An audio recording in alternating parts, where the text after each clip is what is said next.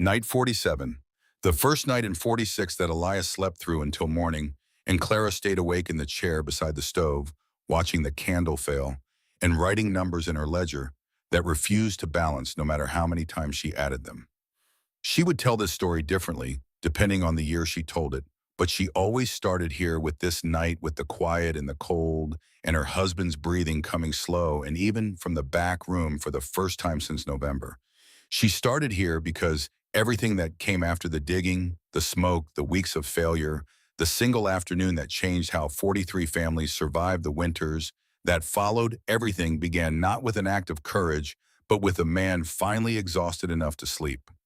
The cabin sat at the edge of a settlement called Harrow Flats, 3 hours by wagon east of Stillwater, Minnesota, and it was modest even by the standards of the frontier in 1887. 20 feet by 18 walls of hand-notched pine sealed with mud chinking and packed straw, a floor of rough-cut boards laid over bare earth, two small windows, covered for winter, with oiled paper stretched taut across the frames because glass was a cost that had been deferred for 2 seasons running and would be deferred for one more.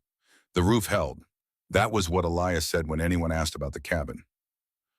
The roof holds. He said it the way a man recites a prayer, not because it solves anything, but because saying it keeps the problem from growing larger than it already is. The stove stood in the center of the main room, cast iron 4 feet tall, 3 feet wide at its widest point, with geometric patterns pressed into its surface during the casting and ornamental feet, shaped like the paws of some animal that had never actually lived in Minnesota. Elias had waited once on a slow winter morning when the cold had made sleep impossible, and the need to understand the mathematics of their situation had overtaken every other need. 412 pounds.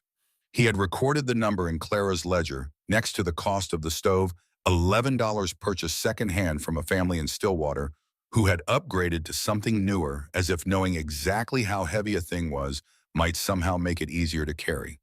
Within 6 feet of its surface, the heat was real and pressing and almost violent in its intensity. The iron glowed a deep cherry red when the fire was strong, and standing directly beside it, you could forget for a few minutes that outside the cabin the world had become a place actively hostile to human survival. Beyond 6 feet, the warmth diminished in a way that felt personal. By 10 feet, it was gone. By 12 feet, the distance to the doorway of the bedroom where Daniel and Mabel slept, the thermometer on the interior wall read between 35 and 38 degrees, which was cold enough that breath came out in visible clouds, and the water in the pitcher on the washstand sometimes developed a thin skin of ice by morning.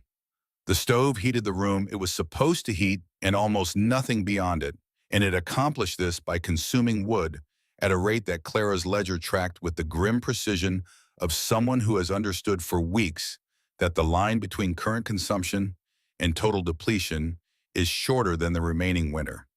Elias Morrow was 45 years old that winter, and he looked it and then some. He had come to Minnesota from a small town in central Ohio in 1879 with $40 a two-man crosscut saw and the kind of confidence that belongs specifically to men who have not yet discovered what they are truly capable of being defeated by. His father had been a blacksmith, and from his father he had inherited large hands, a tolerance for discomfort, and an almost theological patience in the face of problems that required repeated attempts before yielding. What his father had not passed on, what Elias had developed entirely on his own, through a combination of temperament and circumstance, was a stubbornness so complete and so structural that it functioned less like a character trait and more like a load-bearing wall. Once Elias Morrow had decided on a direction, the question of whether that direction was correct became almost irrelevant. He would continue. He would continue past the point of reason, and past the point of diminishing returns, and past the point where continuation itself became a kind of damage because stopping felt to him like a verdict he was not willing to accept. This was his greatest strength in the early years of farming and homesteading, when persistence was the primary currency and the problems were mostly problems of physical effort. It would become something more complicated in the winter of 1887. Clara was 3 years younger than her husband and had come from a different world, or at least a different version of the same world. She had taught elementary school in Columbus, Ohio for 4 years before she married Elias, and she brought with her to Minnesota a habit of mind that was fundamentally incompatible with wishful thinking.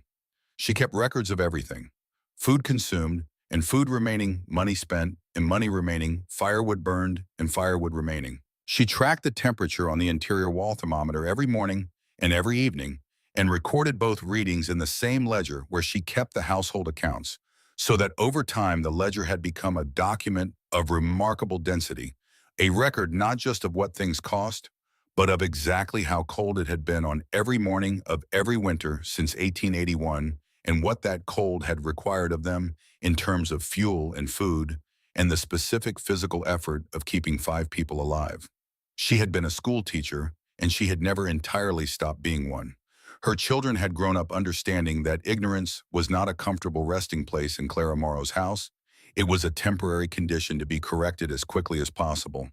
The silence she used when she had run out of patience was not the silence of surrender. He had read every book in the cabin, which was not a great number, and had then read several of them again, including a text on mechanical principles that had belonged to his paternal grandfather, and that contained, among other things, a chapter on heat transfer in industrial furnaces that Daniel had read 4 times and understood better than anyone in the county could have tested him on. He wanted to leave Harrow Flats, not permanently or not necessarily permanently, but he wanted to go to Stillwater and learn a trade that involved more than the seasonal repetition of farming, and this desire sat inside him through that winter like a small coal banked and patient, generating a low and steady warmth. He did not speak of it much. The winter was not a season for speaking of futures that required the present to first be survived. Mabel was 14 and kept a journal in a cloth sack hidden under the mattress of the bed she shared with no one, because the bedroom was cold enough that having the bed to herself was not a luxury, but a sentence. The journal was not a diary in the sentimental sense. It was a record modeled on her mother's ledger, but broader in scope: temperature readings, observations about frost and the behavior of the animals in the small barn, notes on her father's energy levels, and her mother's eating habits, and her brother's sleeping patterns. She wrote the way her mother taught, precisely without decoration, with a preference for the specific over the general. She would record a temperature before she would record a feeling, but when she did record a feeling, it carried the weight of everything she had not said. The numbers in Clara's ledger that January told a story that did not have a comfortable ending.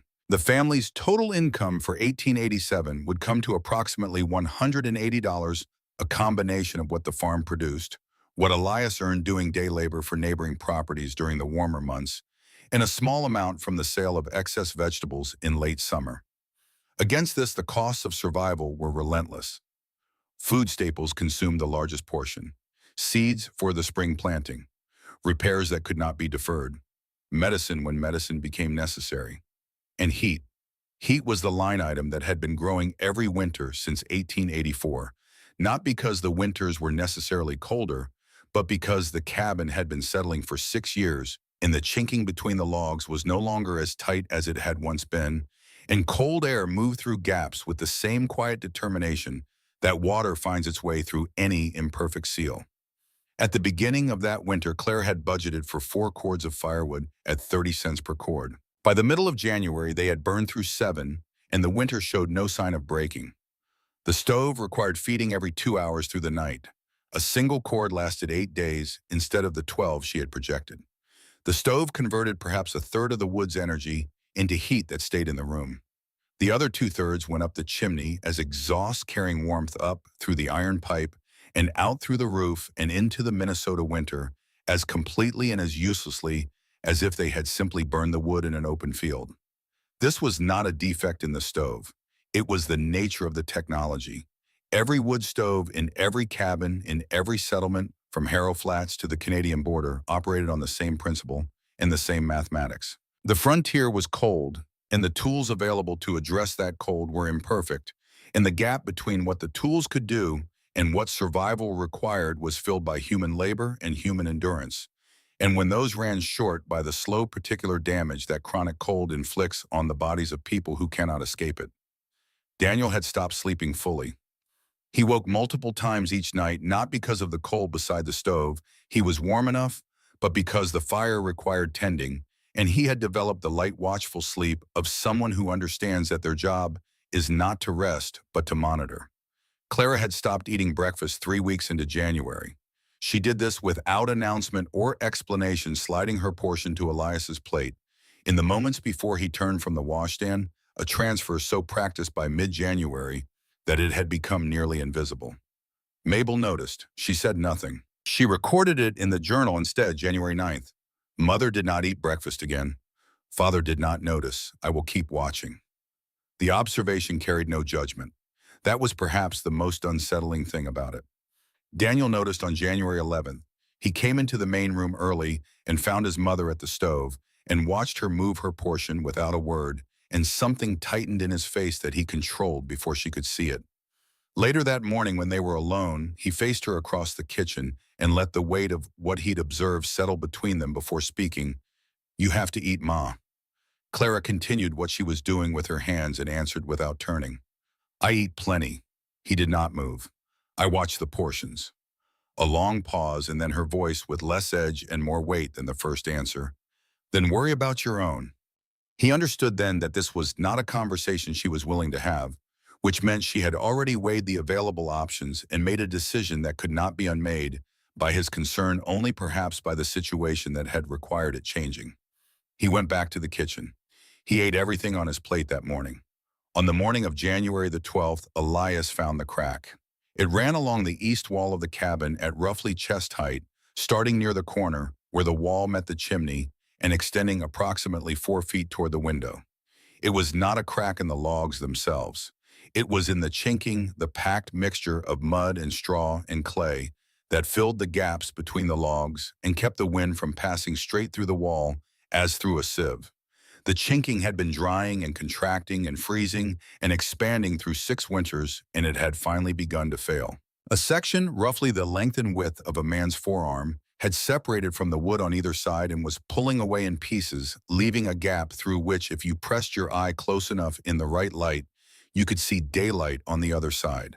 Elias stood in front of the crack for a long time without touching it. He pressed the palm of his hand over the gap and felt the cold seeping through like water, through cupped fingers, constant, indifferent without any particular hostility, but without any mercy either. The wind outside was not especially strong that morning. This was not a crisis caused by extraordinary weather. This was ordinary Minnesota January, doing ordinary work on an ordinary cabin, and the cabin was losing. He checked the rest of the east wall and found 2 more separations smaller earlier in their progression, but following the same pattern.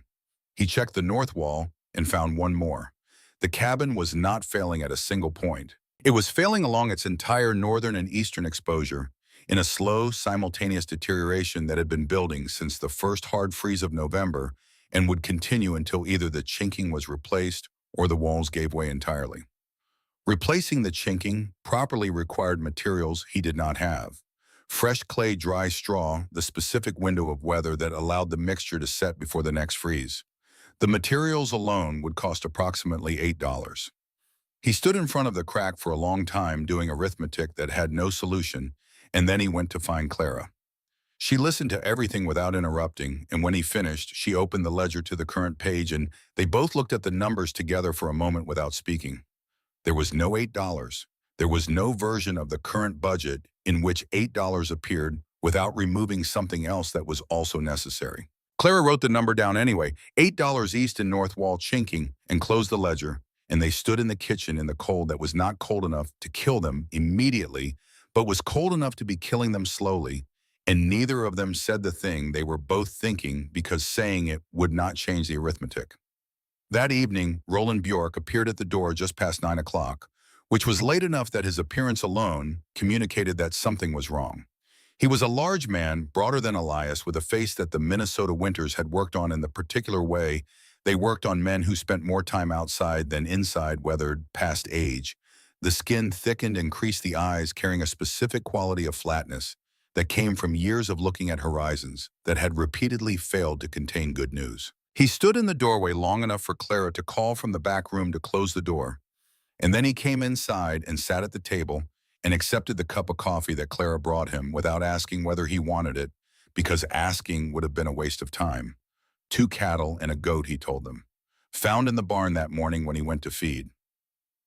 They had simply stopped sometime in the night, and by the time Roland reached them, the cold had already begun its work ice in the lungs and the joints locked in the final position of whatever the animal had been doing when its systems gave out.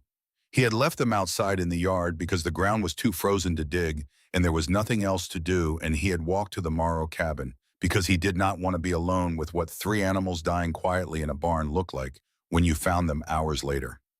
Elias sat across from him and said the things that needed to be said.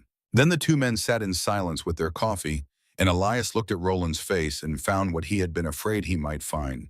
It was not grief exactly, and it was not anger.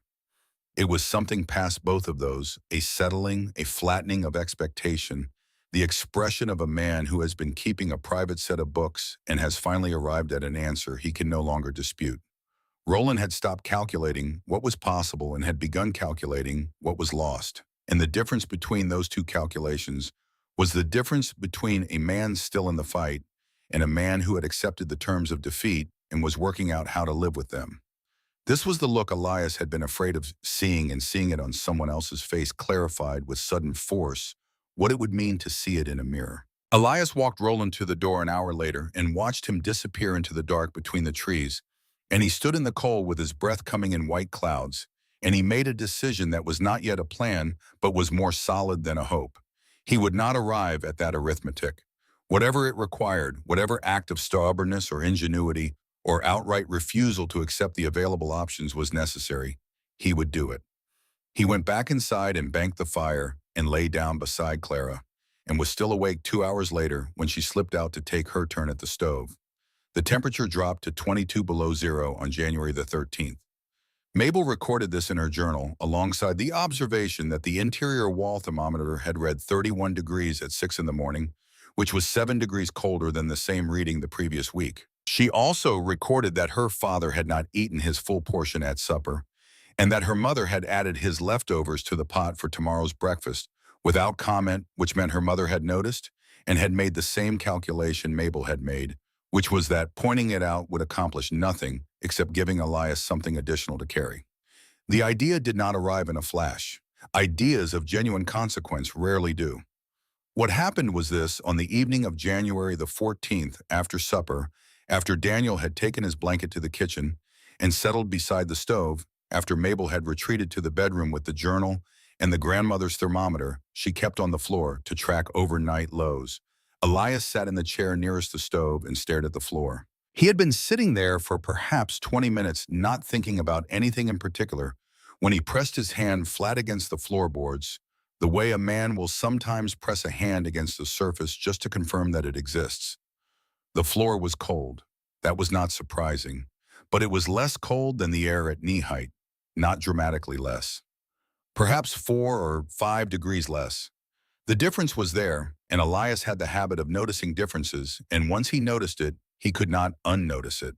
The floor was warmer than the surrounding air because the earth beneath it had stored somewhere in its mass a residue of warmth from the summer months.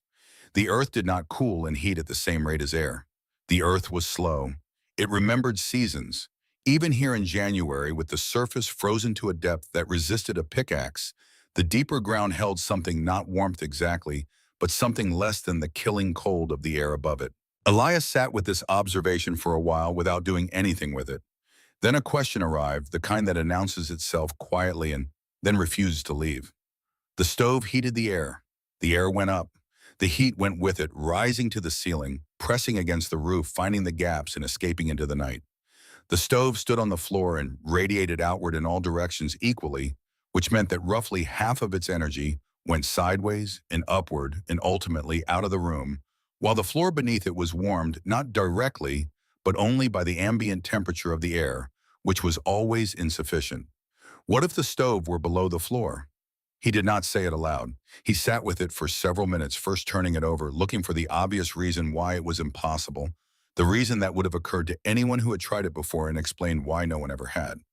The reasons were not difficult to find. A buried stove would require a chimney that traveled underground before rising above the roofline. It would require air intake from outside. It would require some mechanism by which the heat generated below the floor could cross the distance between the stove and the living space above. These were not trivial engineering problems. They were the kind of problems that required knowledge he did not possess and materials he could not afford, and expertise that did not exist within 3 days' travel of Harrow Flats. He went to find paper anyway. Clara was in the bedroom, sitting up against the wall with her mending in her lap, because the lamp oil was too expensive to burn for the luxury of sewing in the main room. Elias stood into the doorway and said he had an idea, and Clara set down the mending and looked at him for a moment with the particular evaluating attention she brought to anything her husband described as an idea, an attention calibrated by years of experience with the range of what those words had historically contained. He explained it as clearly as he could, which was not very clearly, because he did not yet have the language for what he was imagining. He drew a rough diagram on the back of an envelope with a carpenter's pencil, a cross-section of the cabin, the floor represented by a horizontal line, the stove drawn as a rectangle below that line, row arrows indicating heat rising through the earth, and the boards into the room above. The diagram looked, he had to admit, like something a child might draw to illustrate a story that made no physical sense. Clara studied the envelope for a long time. Then she set it on the bed between them and looked at her husband and gave him what honesty required in the plainest terms available to her. "That is the most insane thing I have ever heard you say, and you have said some genuinely insane things." The wind moved through the trees outside with a sound like distant water. A pause and then something else. "But tell me why it wouldn't work." This was not the same as saying it would work. Elias understood the distinction. He also understood what it meant that she was asking the question instead of closing the conversation, which was that some part of Clara's mind had already begun examining the idea and had not found the immediate fatal flaw she was looking for. She gave him 3 conditions before she would agree to let the project move forward. First, the total material cost could not exceed $5, which was the absolute outer limit of what could be redirected from the remaining household budget without compromising food stores or medicine against genuine emergency. Second, if the first attempt failed, Elias would stop for 1 full week and they would evaluate together before proceeding. Third, Daniel's participation had to be voluntary. He would not be told to help, he would be asked, and if he declined, Elias would not press him. 3 conditions. Elias agreed to all 3, and Clara knew him well enough to understand that agreeing and keeping were related, but distinct activities when Elias Morrow was the one agreeing. She recorded the conditions in the ledger anyway in her neat schoolteacher's hand, as if writing them down might give them the force of contract. She would think about those 3 written lines many times over the following weeks, each time one of them was quietly broken. That night, after the cabin had gone quiet, Mabel lay in the dark with the journal open on her chest and the pencil in her hand, and she wrote by feel because no light was worth burning on words. She wrote, "He slept. For the first time in 47 nights, my father slept like a man who has somewhere to go in the morning. I sat in the doorway for a while and watched him. I don't know if that is a good sign or a bad sign. I suppose I will find out." The morning of January the 15th came in at 17 below zero and overcast with a wind from the northwest that moved the oiled paper over the windows in a slow breathing motion. Elias was awake before dawn, lying still in the dark, doing the calculations he had refused to do the night before because doing them then would have made sleep impossible, and he had needed sleep. Now he did them. The pit would need to be approximately 6 feet deep to position the stove below the frost line and give the surrounding earth enough thermal mass to hold and radiate heat upward. The walls of the pit would need reinforcement. Loose earth would collapse inward under 412 pounds of cast iron. The chimney would need to rise at an angle steep enough to create sufficient draft. The air intake would need to come from outside the cabin to prevent the fire from consuming the oxygen in the living space. Each of these requirements was addressable. None of them was easy. He made breakfast while Clara slept. The result was imperfect in the way that things made by people who do not typically make them are imperfect. But it was hot and it was food, and Clara came out to the main room to find it on the table, and her husband standing by the stove with a cup of coffee and a look on his face that she had not seen in several months. Not confidence exactly. Something smaller and more reliable than confidence. The specific expression of a person who has converted anxiety into agenda. Daniel came in from the kitchen when he smelled the food and sat down and ate without speaking, which was his way in the mornings. It was not until he had nearly finished that Elias set down his coffee and asked whether his son had time that morning to help him start something.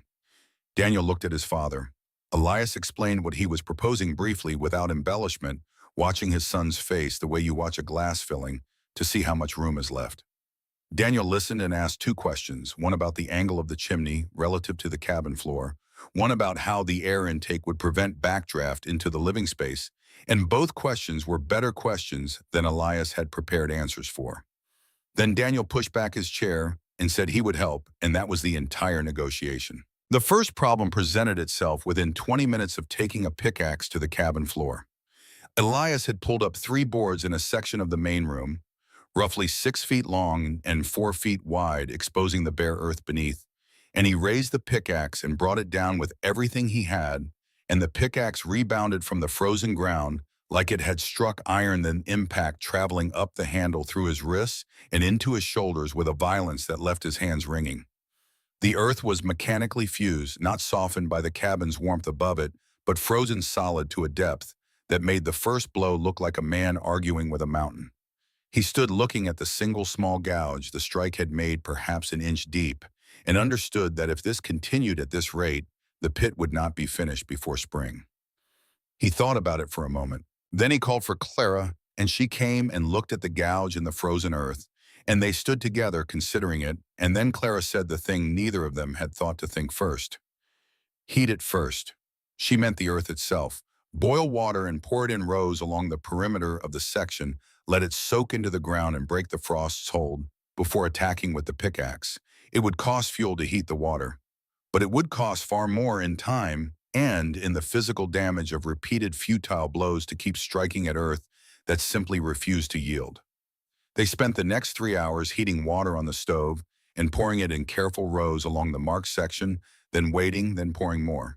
Steam rose from the ground in thin wisps. By mid-morning, the surface had softened enough that the pickaxe went in 4 inches on the first blow, and after that the work was possible, not easy, but possible, which was a different category entirely. Daniel worked beside his father.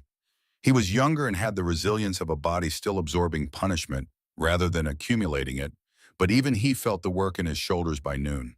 They dug in shifts, one on the pickaxe while the other cleared, loosened earth with a flat shovel trading off every 20 minutes. Without discussion, the rhythms settling naturally between them. By early afternoon, they had reached a depth of 2 feet. The earth at 2 feet was less fully frozen than the surface. Not warm, not yielding, but penetrable without the boiling water preparation the top layers had required. Progress accelerated marginally. They ate lunch standing up, bread and cold beans, drinking water that had been heated on the stove, because cold water in this temperature cost the body too much to process. It was sometime in the middle of the afternoon when they had reached 2.5 feet, and Elias was clearing spoil from the edges, while Daniel worked the pickaxe that his son stopped without warning, and straightened up and looked down at what they had made. There was a long pause, the specific pause of someone organizing a thought that needs to arrive complete or not at all, and then, "You're digging a hole. You know how to dig a hole, but this isn't a hole yet. You haven't decided what it is." No accusation in it and no criticism. It was an observation in the same tone Daniel used to note a temperature reading, carrying information rather than judgment. Elias set down the shovel. He looked at his son, who was looking at the rectangular excavation in the cabin floor, with the expression of someone reading a text and noticing an error in the logic that the author had missed. Daniel crouched at the edge of the pit and picked up a piece of the loosened earth and turned it in his hands. The heat from the stove radiates outward in every direction. That's why standing 6 feet away is warm and 12 feet away is cold. Heat moves through air. But if you bury the stove in packed earth, the heat has to move through something completely different. It has to move through dirt and dirt and clay don't conduct heat the same way air does. He put the earth down and looked at the pit. You haven't decided yet how you want the heat to move, so you're digging a shape that doesn't know what it's for. Elias sat down on the edge of the pit with his legs hanging over the side and was quiet for long enough that Daniel gave him the specific attention young people give to adults who have gone silent in the middle of a problem. Then out of the stillness, a single word came from somewhere between certainty and surrender. "Show me." Daniel retrieved the envelope with the original diagram from the pocket of his father's coat hanging by the door. He crouched beside Elias at the pit's edge, and they both looked at the cross-section drawing together the line of the floor, the rectangle of the stove below it, the arrows pointing upward. Daniel took the pencil from his father's coat pocket and began modifying the diagram. He added density notations around the stove. He drew arrows not just pointing upward, but circulating, rising along the sides of the stove, traveling along the underside of the floorboards, cooling and descending back toward the fire in a cycle that was not a straight line, but a loop, a circulation, a system, rather than a simple transfer. Elias looked at the modified diagram for a long time. He had been thinking about heat as a substance that moved from one place to another like water flowing downhill. His son was showing him something different. Heat was a behavior. It moved through mediums in ways that were specific to those mediums, and what worked in air would not work in packed clay, and the design needed to account for this from the beginning rather than discovering it after the fact. He had been thinking about this wrong. Not wrong in a way that made the idea impossible, wrong in a way that made the current design insufficient, which was a different and more correctable problem. We need to change the shape, Elias said, the words arriving with the particular flatness of a man accepting a revision he didn't anticipate. Daniel nodded. And the material around the stove? And probably the chimney angle. A pause. But not today. Today we finished the depth. They worked until the light failed. By the time Clara called them in for supper, they had reached 4 feet with one wall, already showing the slight color change in the soil that indicated a shift in mineral composition, darker at the surface, lightening to something almost amber at depth. The earth at 4 feet was noticeably different from the earth at 2 feet, less fused, more granular, holding the marks of the pickaxe rather than throwing it back. The deeper earth was not warm, but it was less hostile. It was beginning just barely to be workable on its own terms. They ate supper without speaking much. Mabel had made the meal a soup of dried beans and salt pork with cornbread, and she served it and sat and watched her father and brother eat with the focused inward attention of someone studying evidence. She did not ask questions. She would write it down later, all of it. She would write the depth of the pit and the color of the soil at 4 feet, and the fact that both men ate everything on their plates and asked for the remaining cornbread, and ate that too, which was the first time in 2 weeks either of them had eaten past adequacy. She retrieved the envelope from the edge of the pit while the men were still eating and examined it in the lamplight, her father's original drawing on one side and on the other layered over it in the same pencil, but in a denser, more precise hand, a second diagram she recognized as her brother's, even though she had never seen him draw a diagram before. She put the envelope back between the 2 cups on the table. Outside, the temperature had dropped to 14 below. Inside, the stove was burning steadily, and the room was 41 degrees, and for the first time in several weeks, there was a specific reason to believe that 41 degrees was not the final answer to the question of how warm this cabin was going to get. Mabel sat at the table after supper with the journal open and the pencil in her hand, and for a while she did not write anything. She looked at her father and her brother bent over the envelope together in the lamplight, their voices low, adding to the diagram, the conversation moving between them with a fluency and a mutual attention she had not heard between them before. Not the conversation of a father instructing a son, but something more equal, more collaborative, 2 people arriving at the edges of the same problem from different directions and finding that their different approaches fitted together in a way that neither approach alone would have managed. She looked at them for a long time. Then she wrote, "Tonight my father did not look at the fire once. The whole evening he looked at the paper. I think that is the difference I have been trying to name all winter. I don't know yet if it is enough, but it is a different kind of looking, and different is at least something new." January 16th arrived without ceremony, the way most days arrive in Minnesota winter, not dramatically, but with a kind of compressed inevitability, as if the cold had been gathering itself overnight and was now simply present at full strength, requiring nothing further from the world to make its point.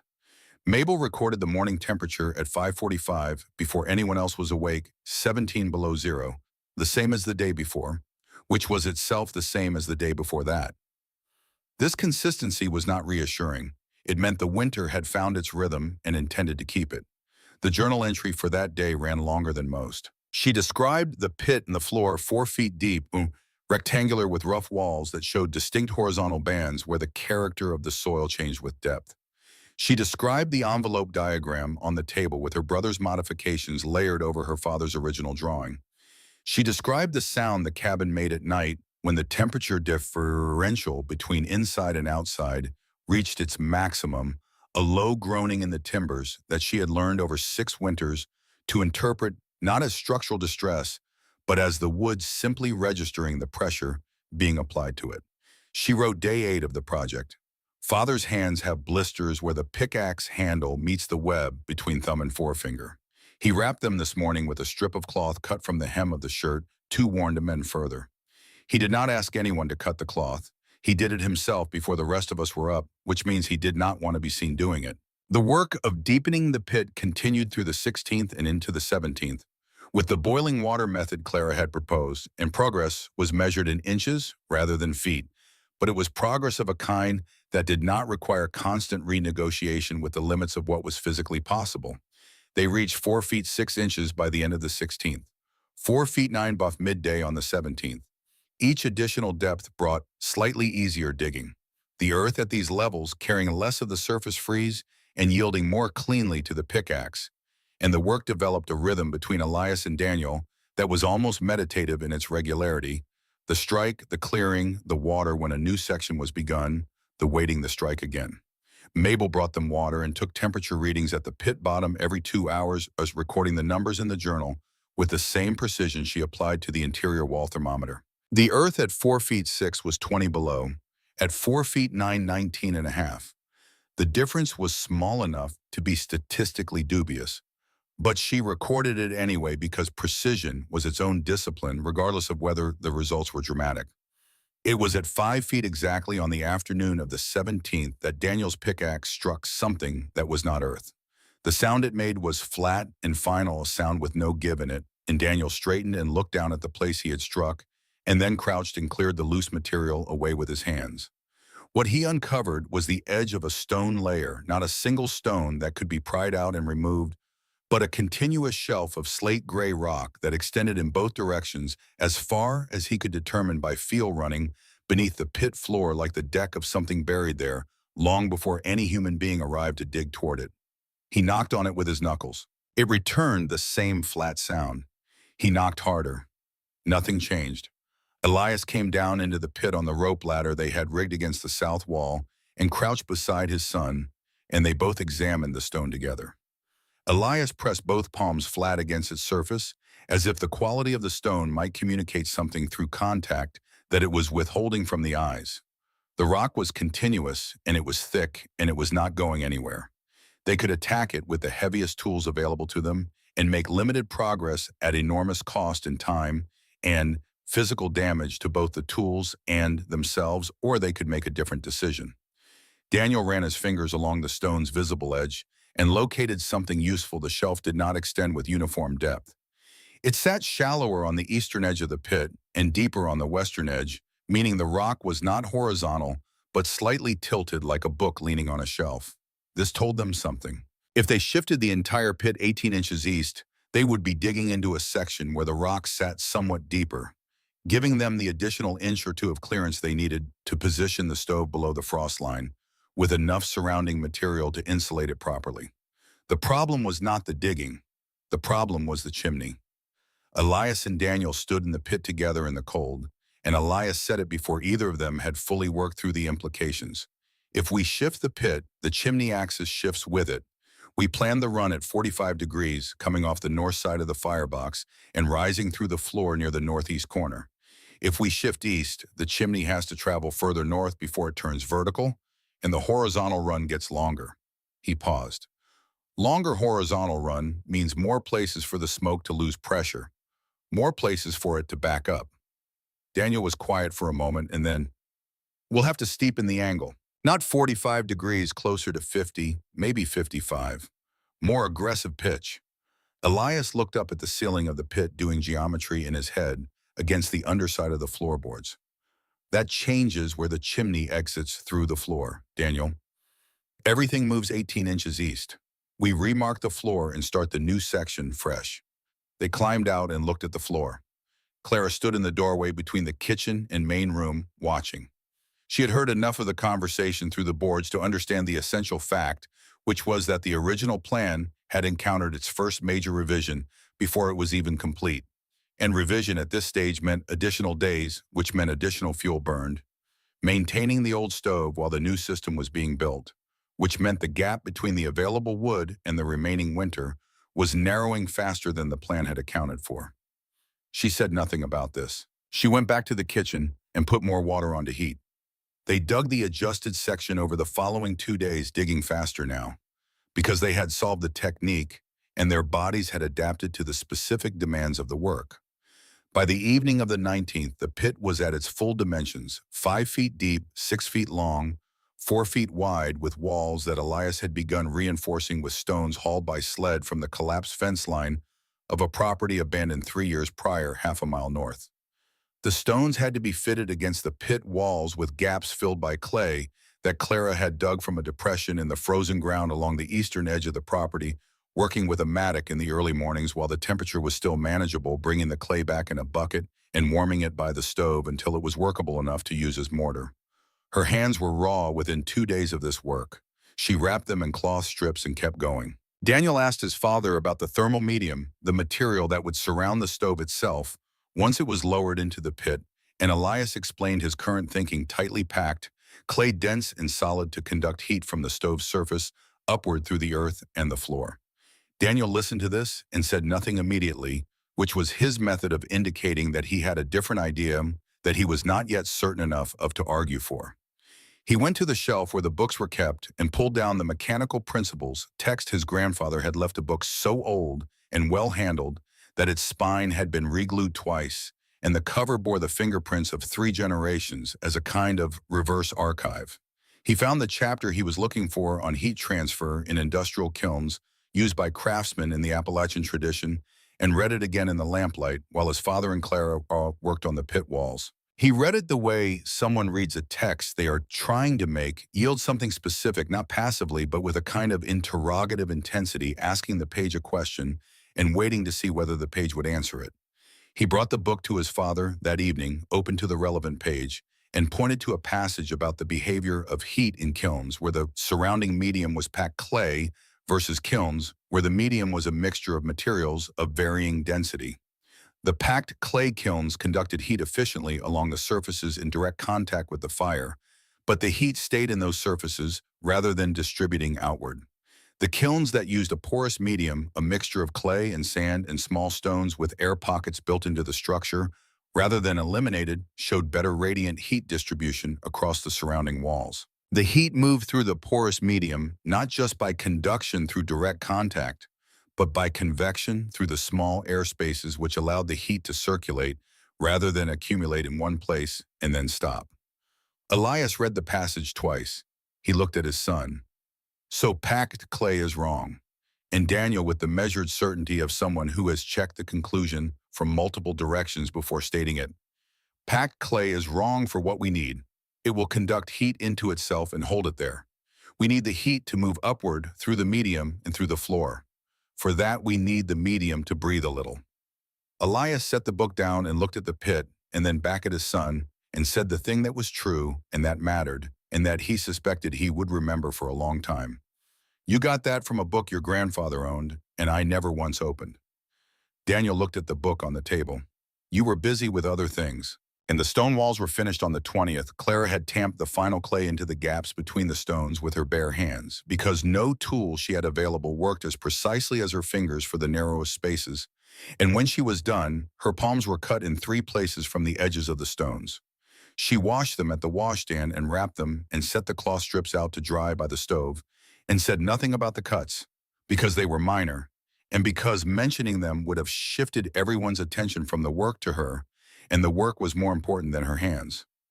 Mabel watched her do this from the doorway of the bedroom, standing just outside the frame, and then went back to the journal and recorded Mother's hands.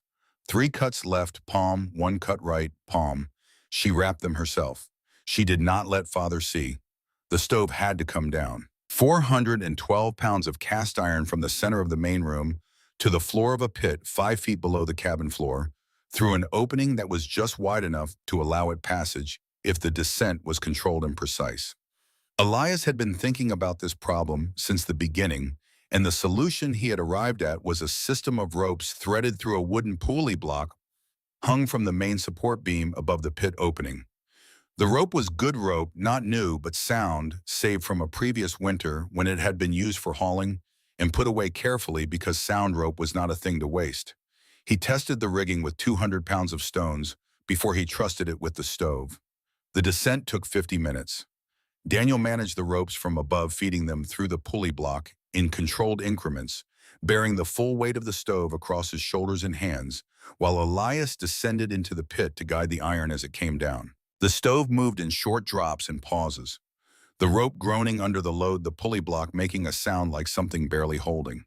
Elias guided the stove away from the stone walls as it descended, protecting both the mortar and the iron from impact, calling up to Daniel when to feed more rope and when to hold. The stone walls of the pit transmitted sound strangely. Daniel's voice came down muffled and amplified simultaneously, as if the pit were both absorbing the sound and reflecting it, so that Elias heard his son's words twice, once clearly, and once as an echo of unclear origin. When the stove touched the prepared sand and clay base, it settled with a sound that Elias felt as much as heard, a deep, definitive seating of tremendous weight, the kind of sound that means something is now where it is going to stay. He stood in the pit with the stove for a moment before calling up for the ladder. The space was crowded with the stove present. There was perhaps 2 feet of clearance on each side and less than 2 feet behind. The air in the pit smelled of mineral earth and clay, and the faint cold metal smell of the iron. The stove was dark and cold and completely still, and Elias rested one hand on its surface and stood in the dark of the pit and allowed himself to think just briefly that this might actually work. The chimney construction took 3 days. Elias built it from the same stone supply, fitting pieces together along the 50-degree angle from the stove's flue outlet upward toward the northeast corner of the floor, where it would emerge and then rise vertically through the roof. The mortar was the same clay mixture, and the precision required was greater than the pit walls had demanded because the chimney had to be both airtight enough to direct the smoke without leaking it into the earth beneath the cabin, and loose enough that thermal expansion from the fire's heat would not crack the mortar and rupture the seal. He had no prior experience building an underground chimney. He had no manual to consult. He built it by first principles and informed intuition, removing and resetting stones when the angle was wrong, grinding clay into the gaps when the fit was imperfect, working in the pit by lamplight, because the pit was deep enough that natural light from above was inadequate. His hands by day 3 of chimney construction were the hands of someone who had been doing something with them beyond their design capacity. The blisters from the pickaxe work had not fully healed before the stonework opened new damage, and the new damage overlaid the old in layers. Mabel pressed her face between the boards and looked down at her father working, and later wrote, "His hands look like they belong to someone else now. Someone who has done nothing but work with stone for much longer than 11 days. The air intake pipe was Daniel's project for those 3 days. He dug the trench for it himself, a narrow channel running from the pit wall northward under the cabin floor and emerging outside through a gap at the base of the north wall. The pipe itself, constructed from segments of hollow wood sealed with clay, angled slightly upward as it moved away from the pit, so that spring meltwater would drain away from the firebox rather than pooling inside the pipe and freezing the following winter. He worked carefully and methodically, checking the angle at each joint with a small level he had made himself from a straight piece of wood and a cup of water. When it was done, it was not beautiful, but it was functional, in the way that things made by people who have understood a problem completely are functional without ornament, without excess, with every element present because it was required. By the morning of the 22nd, the system was theoretically complete. The stove sat in its stone vault. The chimney rose at 50 degrees from the flue outlet to the floor, then continued vertically through the roof to 4 feet above the ridge line. The air intake ran its angled path from outside through the pit wall to the stove's base. The floor above the pit had been replaced and resealed around the chimney's exit point with clay and stone packed tightly into the gap. They had spent 11 days and used approximately $4.60 in materials, which was within Clara's original limit, though that budget had not accounted for the $2 worth of additional rope required when the original rope showed stress fractures after the stove's descent. Clara stood in the main room looking at the floor. The boards looked largely the same as they had before, except for the clay-packed section around the chimney and the slightly different arrangement where the pit boards had been replaced. The room smelled of earth and wet clay. Everything looked ordinary. Nothing below the floor was ordinary. Elias lit the fire at mid-morning of the 22nd. He built it slowly, the way you build any fire in an unfamiliar firebox, small pieces. First tinder, then kindling, then larger pieces added gradually as the initial fire established itself and the metal began warming. The fire caught well. He could hear it through the boards, a muffled, earthbound version of the sound he had been hearing from the stove for 6 winters, but fundamentally the same sound wood, releasing its energy in the presence of air. They waited. 10 minutes. The stove was burning. The draft-pulled Elias had run a thread of raw wool near the air intake to test whether it was drawing, and the wool moved toward the intake the way it should, indicating that air was traveling from outside through the pipe into the firebox and being consumed by the fire. 15 minutes. He knelt at the chimney exit and held his palm 2 inches above the stone. He could feel heat rising. The draft was working. The chimney was pulling. 20 minutes, and he began to allow himself to believe that the first major obstacle had been cleared, and that the second obstacle, heat transfer from the buried stove through the earth and floor into the room, was the next thing that would either validate or destroy 11 days of work. The smoke came at 24 minutes, not from the chimney, from the floor. It came first from a hairline gap between 2 of the replaced boards near the northeast corner, a thin gray thread that he might have mistaken for dust, disturbed by a draft if it had not carried with it the unmistakable smell of burning wood. Then from the gap around the chimney seal. Then from a second hairline crack 2 feet from the first. Within 4 minutes of the first thread appearing, the main room was filling with smoke that moved horizontally rather than rising, spreading across the room at knee height in a gray curtain that made the eyes water and the throat close with the specific involuntary response that the body reserves for genuine threat. He called for everyone to get out. They went through the door in the order they happened to be positioned. Clara first because she was nearest, then Mabel, then Daniel, then Elias, pulling the door closed behind him to limit the air feeding the fire. They stood in the yard in weather that was 12 below zero and breathed air that tasted of cold mineral frost after the acrid chemical bite of the smoke inside, and the transition from one to the other was violent enough that Mabel coughed for 2 minutes before she could stop. Nobody spoke for the first interval. The smoke meant the chimney wasn't drawing with enough force to pull the combustion gases through the underground section before they found other paths. The underground section was too long without enough vertical height to generate the pressure differential the system needed. The smoke had reached the transition from angled to vertical, lost momentum, backed up, and then followed the path of least resistance, which was every tiny gap in the floor above, rather than the long climb to open air above the roofline. Clara stood with her arms crossed and her face arranged in an expression Elias recognized from every instance in their marriage, where something had failed in a way that was expensive and not entirely unpredictable. She was not composing words. She was composing arithmetic, adding up what had been spent against what had been gained, which at this precise moment was nothing. He could see the calculation happening. He could see her deciding not to say it aloud because saying it aloud would not unmake the decision that had led here, and Clara Morrow did not waste energy on the irreversible. When they went back inside and the smoke had dissipated enough to see Elias examine the chimney from every accessible angle, the diagnosis was not difficult. The underground section needed to generate more upward momentum before the smoke reached the vertical rise.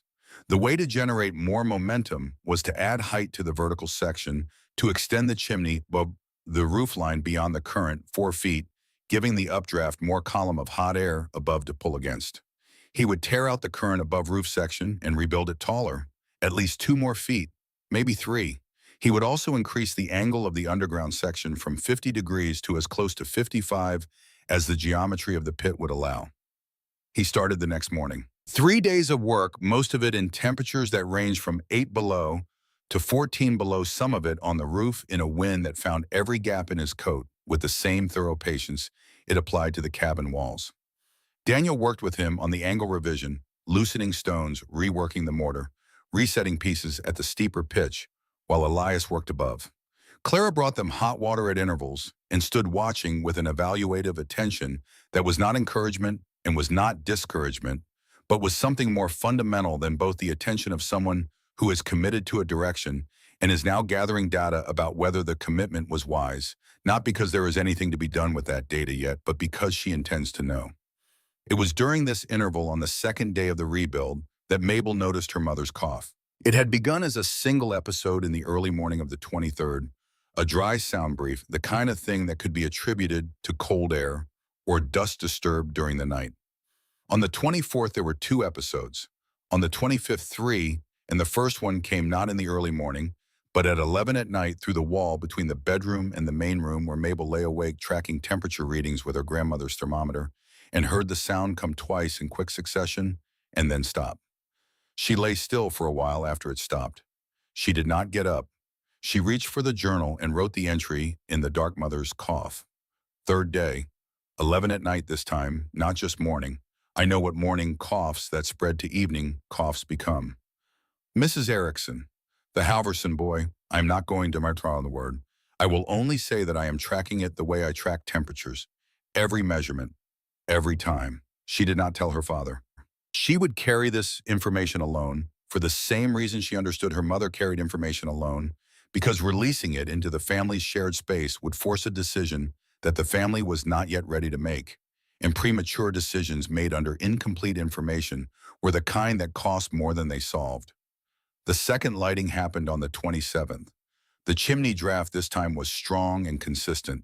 Elias held a burning strip of cloth near the flue opening before sealing it and watched the smoke travel cleanly up and out. No backing up, no hesitation at the transition point. He rebuilt the fire from scratch, and they waited again.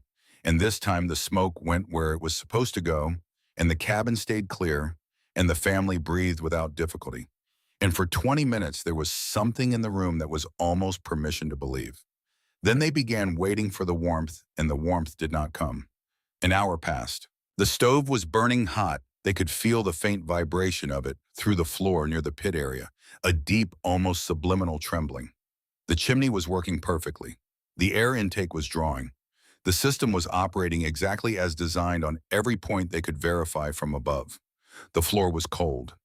Not the same cold as the surrounding air. When Elias pressed his palm flat against the boards directly above the pit, he could register a marginal difference, perhaps 3 degrees. But 3 degrees was nothing. 3 degrees was the difference between 38 and 41, which was the difference between a room that was cold and a room that was cold in a slightly different way. It was not heat. It was the ghost of heat, the suggestion of heat, heat so attenuated by its passage through the densely packed clay surrounding the stove that almost nothing remained when it finally reached the wood above. 2 hours. Clara set her mending down and pressed her own palm to the floor beside where Elias was crouching and held it there for 10 seconds and then stood up and walked back to her chair without speaking. The silence she sat down into was the silence of someone who has made a final accounting and found the balance irrecoverable. Elias did not look at her. He kept his hand on the floor as if the floor might change its answer if he asked the question long enough. He spent the next 4 days dismantling and rebuilding the clay, fill around the stove, changing density, changing moisture content, adding sand, removing sand, trying configurations that the book on kiln construction suggested, and configurations he invented on his own without theoretical basis beyond the logic of desperation. Some days the floor above the pit reached 45 degrees. On the best day, it reached 47. Each time he reduced the fire to embers for the night, the floor cooled back within 2 hours to its ambient temperature, which meant the system was not storing heat, but only passing it through briefly and inefficiently, and the moment the input stopped, the output stopped with it. Clara managed the household through these 4 days with a precision that had tightened past its normal register into something more controlled and more deliberate. She did not slam things. She did not speak with edge. She moved through the necessary tasks with a kind of smooth, contained efficiency that Elias recognized as the behavior of a person who has drawn inward to a place where they are protecting themselves from the weight of their own feelings by staying in constant motion, because if they stop moving, the feelings will land. He had seen this in her twice before, once during a summer when the crop failed entirely, and they spent August eating through their reserve, and once during a winter illness 7 years ago that she would not discuss afterward. He knew better than to address it directly. He worked and she worked, and the work was the only language either of them had available that said anything that mattered. Mabel's journal entry for the 29th mother's cough is worse at night. I put my ear against the wall at 2 in the morning and heard 4 episodes in 1 hour. Father does not know. I have not decided when to tell him. The project is almost finished. If I tell him now, he will stop the project. If I stop the project, we go back to burning wood we don't have enough of. The math only works one way. I am 14 years old, and I am making this decision, and I am not sure it is a decision a 14-year-old should be making, but I cannot think of another option, so I am making it anyway. It was Daniel who found the answer, and he found it the way useful things are sometimes found, not through directed research, but through the sideways attention of a mind that had been working on a problem below the surface level of conscious thought and had arrived at something. He had been sitting by the kitchen stove in the evening of the 30th, not reading, not doing anything specific, watching the heat come off the iron, in the particular way that radiant heat makes the air above it shimmer slightly when the metal is very hot. He had been watching this for perhaps 15 minutes when the thing he had been trying to identify about the buried system announced itself.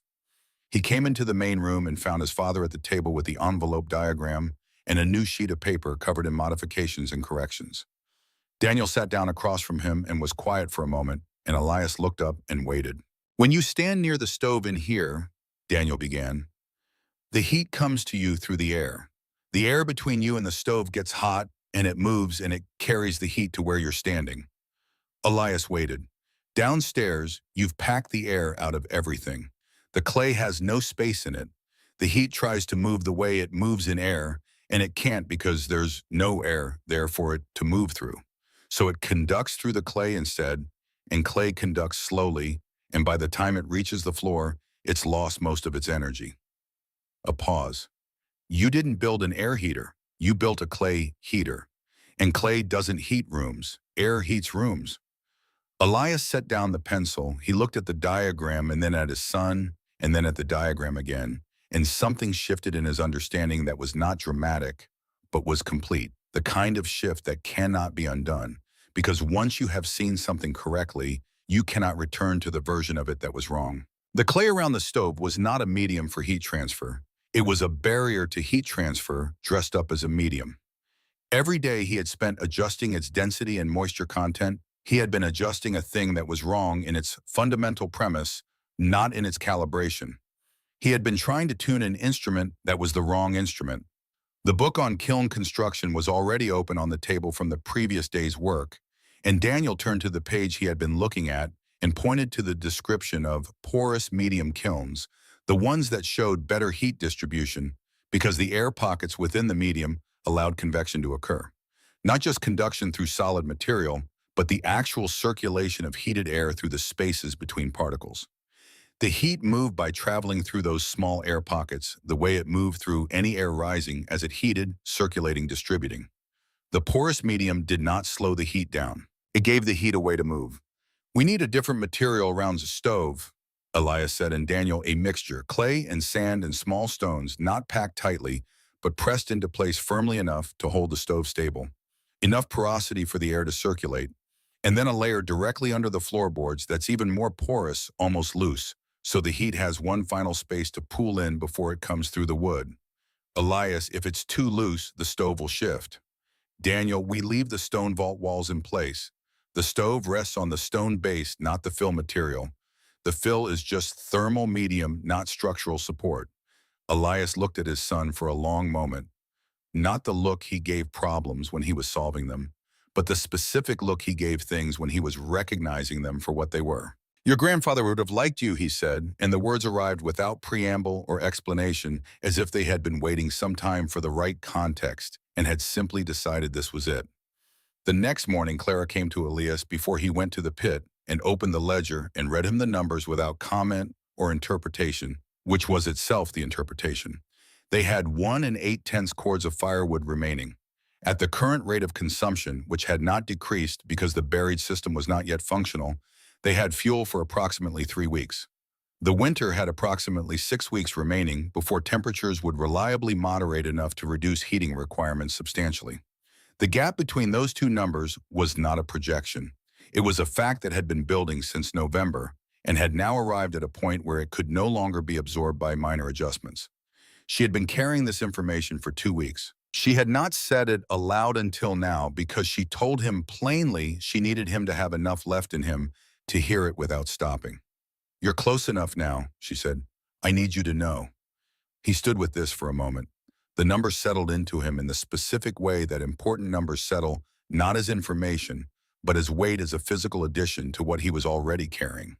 He looked at his wife and understood perhaps fully for the first time the scale of what she had been managing, in parallel with everything he had been managing, and the two burdens laid beside each other in his mind made the total larger and more precise than either one alone. "You should have told me earlier," he said, and she looked at him with the patience of someone who has already reasoned through the objection, "No, I shouldn't have." And there was nothing in her voice to argue against because she was right and they both knew it. He began dismantling the clay fill that afternoon. He did not hurry.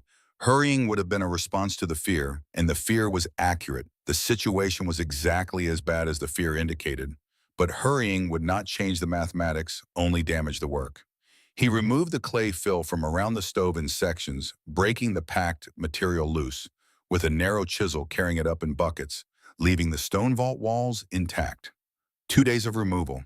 2 days of replacing what he had removed with the layered porous mixture Daniel had specified: clay and sand and small stones in proportions Daniel had calculated based on the kiln chapter mixed in a bucket, until the combination had the right texture, which Daniel described as dense enough to hold shape when compressed, but loose enough that you can feel it settle when you release the pressure. Daniel did most of the actual mixing. Elias did the placement, packing the mixture into the space around the stove in careful horizontal layers, each layer allowed to settle before the next was added. The whole assembly building upward toward the floor with a consistency that required patience. He was running low on, but could not afford to use up.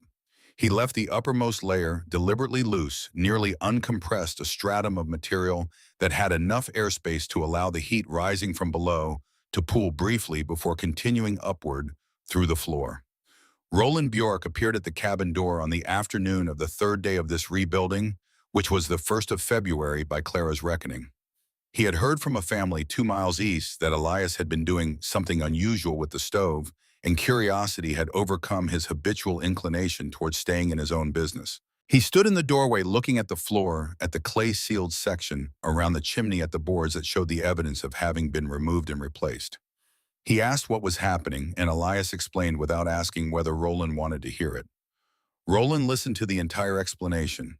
He walked to the area above the pit and pressed his boot sole flat against the board and held it there. He crouched and pressed his palm. He looked at Elias.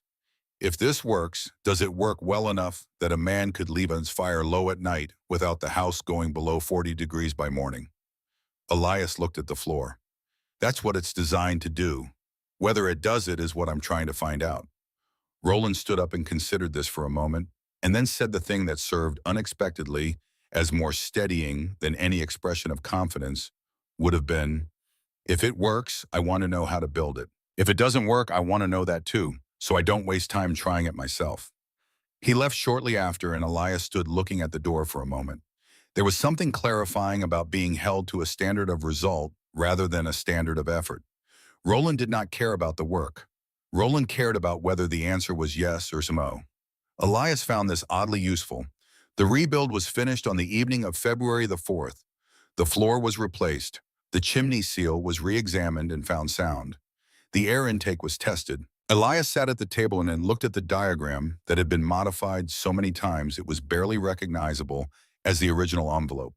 And he looked at the real thing below him, invisible, buried 5 feet of earth and stone, and carefully mixed thermal medium standing between the fire and the room, and he allowed himself neither optimism nor pessimism, because both were forms of prediction, and prediction was a luxury for people who had not already been surprised twice. That night before she slept, Mabel wrote the last entry before the final attempt. She did not know it was the last entry before the final attempt. She wrote, "Tomorrow, Father, will try again. I have been recording temperatures for 19 days. The lowest the interior dropped overnight was 29 degrees on the 14th of January, when the fire burned too low. The highest it reached with the buried system in both failed attempts was 47 for approximately 1 hour. I am going to record tomorrow's attempt the same way I have recorded everything starting at the beginning, measuring what is actually there, not what I want to be there. The thermometer reads 35 degrees right now. Mother coughed twice this evening before supper and once after. Father held her hand at the table for a moment and then let go and didn't say anything, and she didn't say anything, and I think they have both arrived somewhere past the place where words are the right instrument. The fire is banked for the night. The woodpile is what it is. Tomorrow we find out if the answer is yes or no. Clara woke before the fire on the morning of February the 5th and lay still for a moment in the dark doing what she had trained herself not to do, which was to calculate forward. She had spent the last 3 weeks calculating forward, and the results had been the same each time a line that ran out before the season did, and she had decided sometime in the night, while the cough that had been visiting her for 2 weeks made its rounds and then retreated, that today she would not begin with arithmetic. She would begin with breakfast. She would build the first meal of the day with the same care she brought to everything that mattered, and she would set it on the table and call her family and watch them eat, and she would eat her own portion in full, and she would let the day proceed from that foundation rather than from a number in a ledger. She had been a school teacher, and what teaching had given her, beyond the habit of precision, was an understanding that the order in which you encounter information shapes what you are able to do with it. Her students had needed to trust that the room was safe before they could learn anything the room had to offer. She had understood this instinctively and had organized her classroom around it. She had somehow forgotten it in the weeks since Elias began digging, allowing herself to lead each day with the deficit rather than with the resources still present. And the effect of this was that she had spent those weeks in a state of managed emergency that was necessary but exhausting, and that had taken something from her she could not yet fully name. She got up and made breakfast. Elias came in from checking the barn and found the food on the table, and his wife standing at the stove with a cup of coffee and eating from it with the specific deliberate attention of someone reclaiming a habit they have let lapse. He looked at her plate and then at her face. She met his eyes and held them, and what passed between them in that exchange was not spoken and did not require speech. A mutual recognition that they had both been in a place they did not intend to stay, and that today was the beginning of a different set of decisions, regardless of what the floor below them decided to do when the fire was lit. Daniel came in from the kitchen and ate quickly and without the usual morning quiet, which meant he had been awake for a while and had already shifted into the day's problem. He had slept badly. Mabel had heard him moving at 2 in the morning and recorded it, though she would not mention this to anyone. He had been going over the new mixture proportions in his head, working through the thermal logic again, from first principles, looking for the place where the reasoning might still be wrong. He had not found one. This was either reassuring or the sign of a blind spot he hadn't yet identified, and he had not resolved which it was by the time breakfast was on the table. Mabel ate without her journal, which was unusual. She had left it under the mattress deliberately, as if bringing it to the table would make her a recorder of the day rather than a participant in it. She wanted to be in the room when it happened, not observing from one step removed. This was a small, private decision that no one else knew about and that she would record later along with everything else, but she wanted the first hour of it to belong entirely to her unmediated experience and not to the version she would eventually translate into writing. Elias lit the fire at 9:15. He built it in the same graduated way he had built both previous attempts, tinder, then kindling, then short pieces of split wood added as the base established itself, the flame climbing from tentative to confident over the course of 10 minutes. He did not vary the method. There was nothing in the method to vary.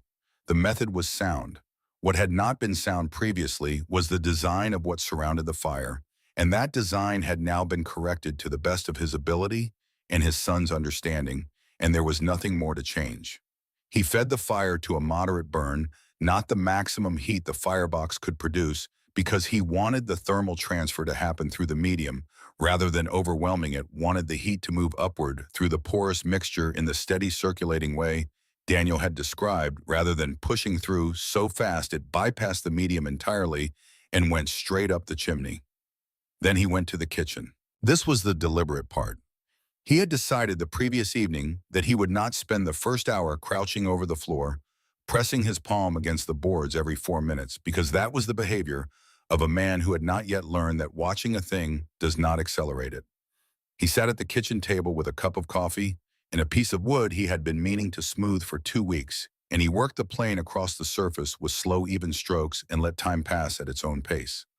Clara stayed in the main room. She was mending, or she had the mending in her hands, though she was not working it with her usual efficiency. The needle moved in occasional short runs and then paused while she looked at something in the middle distance. She was not thinking about the fire or the floor or the mathematics of the remaining wood. She was thinking about the morning 6 years ago when she had stood in the schoolhouse in Columbus for the last time before leaving Ohio with Elias, and about the particular quality of the light in that room and the smell of chalk dust and the sound the desks made when the children shifted in their seats. She was thinking about this not because it was relevant to anything immediate, but because her mind had arrived there of its own accord and seemed to need to stay for a while the way a person returns to a place they left before they were finished with it. She had not thought about that schoolroom in a long time. She thought about it now and let herself think about it completely, all the way through until she had finished with it and could let it recede again. At 10:22, Daniel came through the kitchen doorway into the main room. He had been working at the kitchen table and had stood up to get more water and had paused on his way back because something had changed in the quality of the air. He stood in the doorway and looked at the floor and then went to the center of the room and crouched and pressed his palm flat against the boards. He held it there for 10 seconds. 20. He moved his hand 18 inches in the direction away from the pit, held it there. He looked at the floor with the expression of someone who is not yet willing to state a conclusion because the conclusion is too important to state prematurely. He moved his hand again. 3 feet from the pit now. He held it for a full 30 seconds, and then he straightened up and looked at his mother. Clara set down her mending and walked to where he was standing and crouched and pressed her own palm to the boards. She held it there. The floor was warm. Not the ambient warmth of a surface that has sat near a fire for hours and absorbed some heat by proximity, a different warmth, a warmth that was coming from below, rather than from the surrounding air pressing upward through the wood as if the wood itself had decided to participate. She moved her hand as Daniel had moved his, checking the distribution, 18 inches, 3 feet, 4 feet from the center of the pit. The warmth was not uniform. It diminished as she moved away from the pit, dropping from what she estimated as 55 degrees near the center to perhaps 48 at 4 feet, but 48 degrees at floor level, rising into a room that had spent the winter at 35 was not a marginal variation. It was a different room. She called Elias. She did not call loudly. She simply said his name in the same tone she would have used to call him to a meal, a tone without urgency or drama, and he came through the kitchen doorway, and she pointed at the floor without speaking. He crouched beside her and pressed his palm down, and the warmth met him with the same quiet evidence it had presented to her and Daniel, and he stayed crouched with his hand on the floor and did not say anything for a long time. He moved his hand as she had moved hers. He moved it further to 6 feet, then 8, then all the way to the corner where the north wall met the east wall 12 feet from the center of the pit. At 12 feet, the warmth was present but faint, perhaps 3 degrees above the air temperature at floor level. But it was there. It was measurable. It was traveling through the earth and through the wood and into the room in the sustained, continuous way that the porous medium permitted, not as a brief flush of heat that disappeared when the fire was reduced, but as a steady, radiant process that the surrounding earth had begun to participate in the thermal mass storing and releasing at a rate the system could sustain. Mabel came out of the bedroom without being called. She had been tracking the temperature with her grandmother's thermometer lying on the floor of the bedroom, with the instrument pressed against the boards, watching the mercury column move in increments too small to be convincing, and then in increments that were not small at all. She came into the main room holding the thermometer and read the number aloud, her voice steady, factual, the voice of someone delivering evidence rather than announcing victory. 58 degrees. The room was 58 degrees. The interior wall thermometer, which had been reading between 35 and 40 for 6 months, showed a number that none of them had seen on it since October. The family stood on the floor above the buried stove and felt the warmth rising through the wood into the soles of their feet and up through their legs, and the warmth was real in the way that only things are real that you have spent a long time doubting. It had weight. It had texture. It was not the localized aggressive heat of standing within 6 feet of a burning stove, but a distributed ambient warmth that occupied the room the way warmth is supposed to occupy a room, not as the property of one corner, but as the general character of the space. Clara knelt on the floor. She pressed both palms flat against the boards and bowed her head for a moment, not in prayer exactly, though the posture was not entirely unlike prayer. Her shoulders began to move in the small, barely controlled way of someone who has been carrying something for a very long time and has just been permitted to set it down. The tears, when they came, were not accompanied by sound. They ran down her face and dropped from her chin onto the warm floorboards, and she let them fall without doing anything about them, which was the most complete form of surrender available to her, not fighting the feeling, not containing it, letting it arrive at its full size after the weeks of compression that had reduced it to something she could function around. Elias put his hand on her back and left it there, and did not speak because the moment did not require words, and words would have been a smaller thing than what was happening. Daniel stood back slightly, giving his parents the space the moment required. He looked at the floor. He looked at his hands, the hands that had mixed the thermal medium, that had dug the intake trench, that had managed the ropes when the stove descended. He was not a person given to visible emotion as a general practice, but something moved across his face in those seconds that was not his habitual composure, something younger and less controlled, the expression of a person who has discovered for the first time the specific feeling of having reasoned their way to something true. He looked at Mabel. She looked at him. She held up the thermometer 58 degrees, and the small lift at the corner of her mouth was not a smile exactly, but its structural equivalent. The face's acknowledgement that the world had produced a result consistent with what she had hoped for and contrary to what she had been afraid of. The temperature in the cabin reached 60 degrees by midday and held there through the afternoon. Elias monitored it with the restrained obsessiveness of a man who has been burned by premature conclusion twice and intends to be certain before he is satisfied, pressing his palm to different sections of the floor every 30 minutes, checking the draft at the chimney, listening to the fire through the boards. The system remained stable. The stove burned at a moderate rate, not the full draw they had been pushing through the old cast iron all winter, but a controlled and sufficient burn that the thermal medium absorbed and then released in a steady upward radiation that the floor conducted and the room retained. At 4 in the afternoon, with the fire reduced to a slower pace, the room temperature dropped to 55 and held. At 6, it was 53. The heat was not disappearing when the fire was reduced. The surrounding earth had begun to store it. That night, the family slept in the same rooms they were supposed to sleep in. This was the fact that mattered most, even more than the temperature readings, even more than the fuel projections. The simple restoration of the family to its proper geography. Daniel went to the bedroom he had not been able to sleep in since November and lay down on the mattress and pulled one blanket over him instead of 3 and was asleep within 10 minutes. Mabel slept on her side of the bed and woke once in the night out of habit, reaching for the thermometer before she was fully conscious, and found the floor warm under her hand and put the thermometer down and slept again. Elias and Clara slept in the same bed and woke in the same bed, both of them, without either one having risen to tend the fire, and the morning temperature in the cabin was 52 degrees. Clara's cough, which had been waking Mabel through the wall for 2 weeks, did not appear that night. It did not appear the following night. By the 4th night of its absence, Mabel stopped tracking it in the journal and then wrote instead, "The cough is gone. I don't know if it was the cold that was causing it or whether the cold was simply making something else worse. But the warm room is doing something the cold room could not do, which is allowing her body to stop spending all of its resources on maintaining temperature and start spending some of them on healing. This is not a medical assessment. It is an observation. But I have been observing carefully, and the correlation is exact. The wood consumption dropped within the first week in a way that was almost difficult to accept as real. The buried system required feeding once in the morning and once in the evening, a moderate load each time, and it maintained the cabin at a temperature that rendered the old arithmetic obsolete. Clara did the new calculation on the 6th of February and presented the result to Elias without ceremony. At the current rate, the remaining 1 8/10 cords of wood would last them past the 1st of March, and by the 1st of March, the Minnesota winter typically began its slow concession to spring, with nighttime temperatures rising into the range that could be managed with a smaller fire and a warmer house.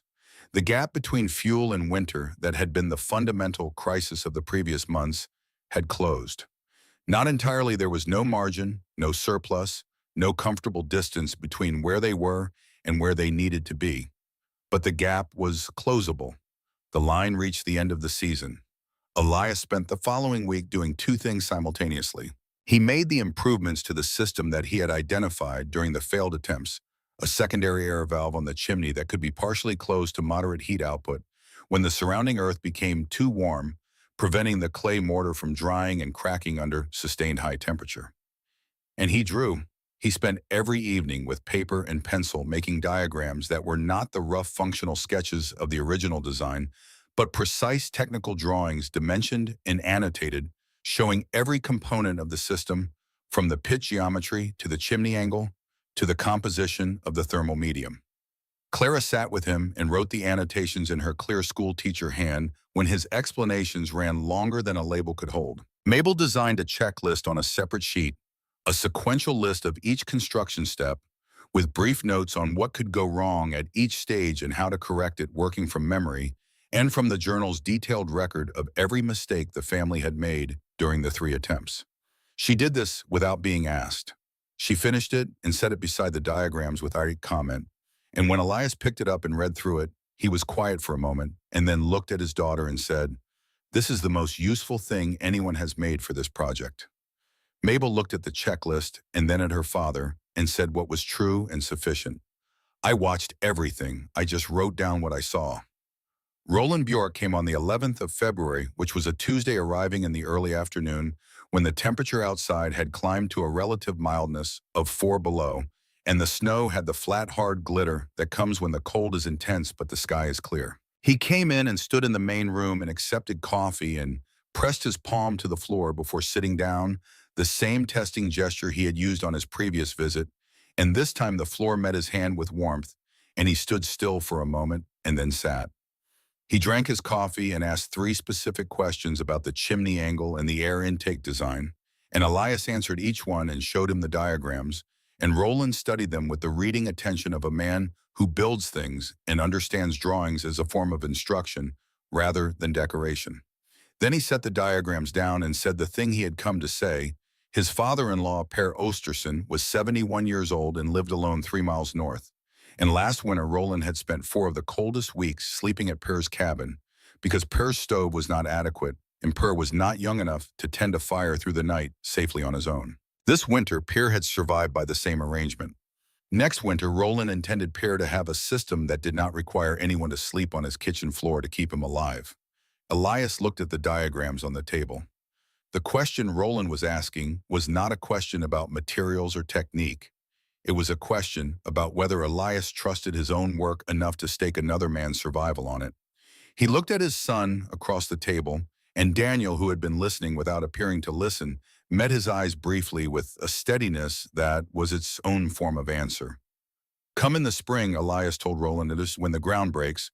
We'll go up together and I'll show you what the site needs. But I want you and your boy to build it yourselves, not watch me build it. You need to understand it well enough to fix it if something goes wrong in a winter when I can't get there." Roland was quiet for a moment. "That's a harder way to learn it." Elias, it's the only way that's worth anything."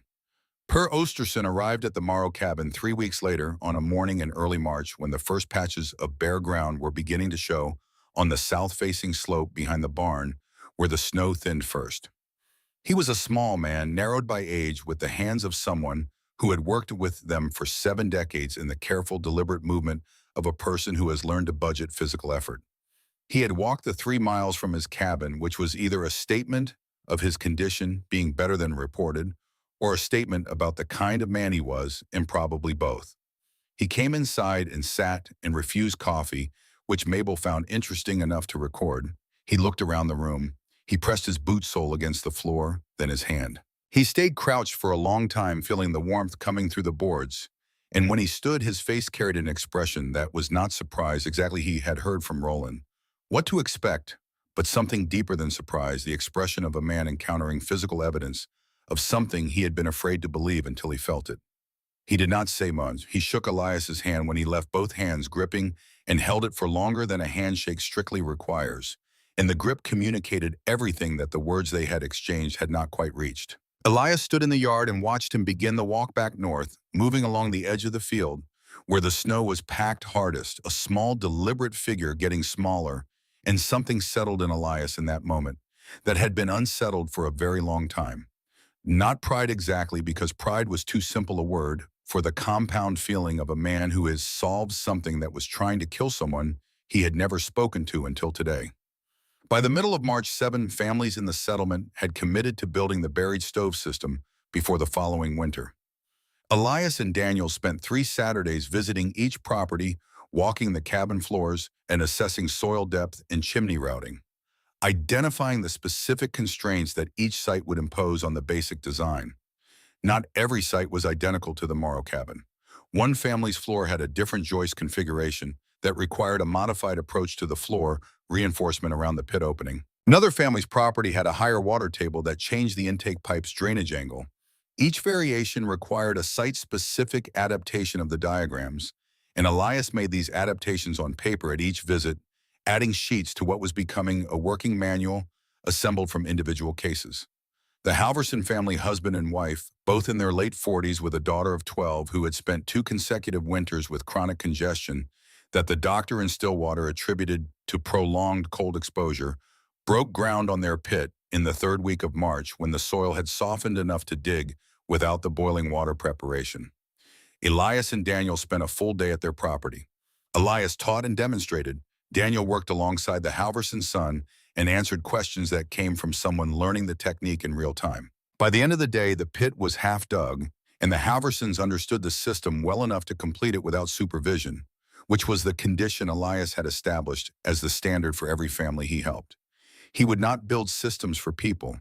He would teach people to build systems because a system you have built yourself is a system you can maintain and repair, and maintenance and repair were what would happen in the winters after this one, when Elias was not available to come and fix what was wrong.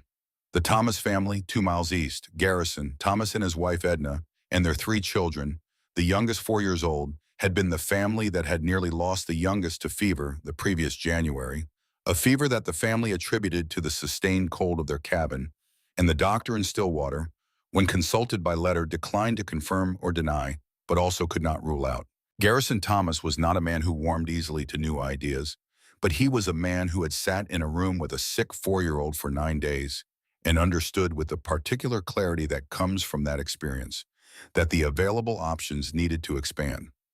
He built the system himself with his older son, following the diagrams and the checklist Mabel had prepared, coming to the Morrow cabin twice with specific questions and leaving both times with answers sufficient to proceed. When the system was running, he sent Elias a written note, 4 sentences characteristically economical, the last of which read, "The floor is warm, my wife is sleeping."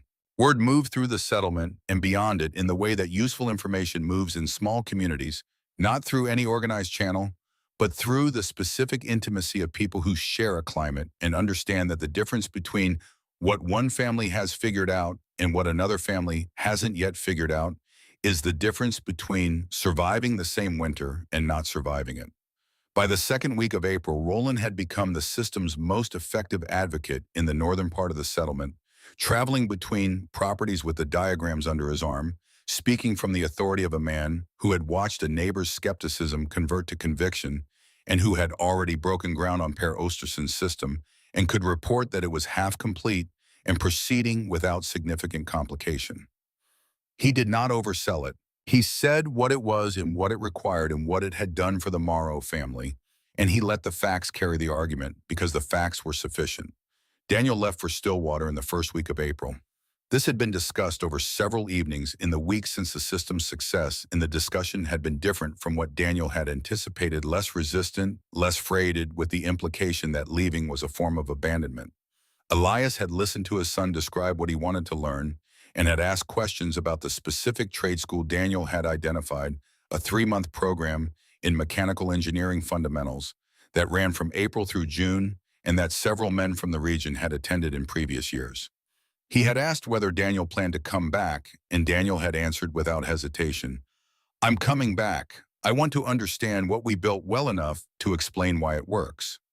Right now, I can tell you it works. I can't fully tell you why not in the terms that would let someone else improve it." Elias had been quiet for a moment and then said the thing that surprised Daniel the most, not permission or approval, but something more precise. "Bring back the vocabulary. We have the knowledge. We need the vocabulary." The morning Daniel left, Mabel walked with him to the road, and they stood at the edge of the property while his breath made clouds in the cold that was already less absolute than it had been a month before. She had given him a copy of the checklist she had made modified to include the variations they had documented from the other properties they had visited. She had also given him, wrapped in cloth, a specific page from the journal, not an original page, but a copy she had made in her best hand containing the full temperature records from the third and final attempt, from the moment the fire was lit to the moment the room reached 60 degrees with every reading and its timestamp. She did not explain why she was giving this to him. He understood without explanation that she wanted the record to exist in more than one place. She watched him walk down the road until the curve of the land took him from sight, and then she went back to the cabin and sat at the table and opened the journal and continued the record. The project had not ended when the floor became warm. The project had changed form. It was no longer a project of survival. It was a project of documentation and transmission, and Mabel had understood before anyone else in the family that this was true because she had been the documentation all along.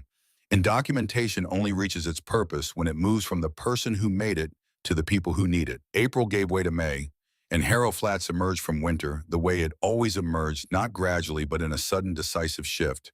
The snow retreating over a few days from something absolute into something vestigial, the ground reappearing with its smell of mineral earth and dead grass, the light changing quality as the sun climbed higher and stayed longer. The change arrived this year, as it had arrived in previous years, but it arrived differently for the Morrow family because they were not arriving at spring depleted.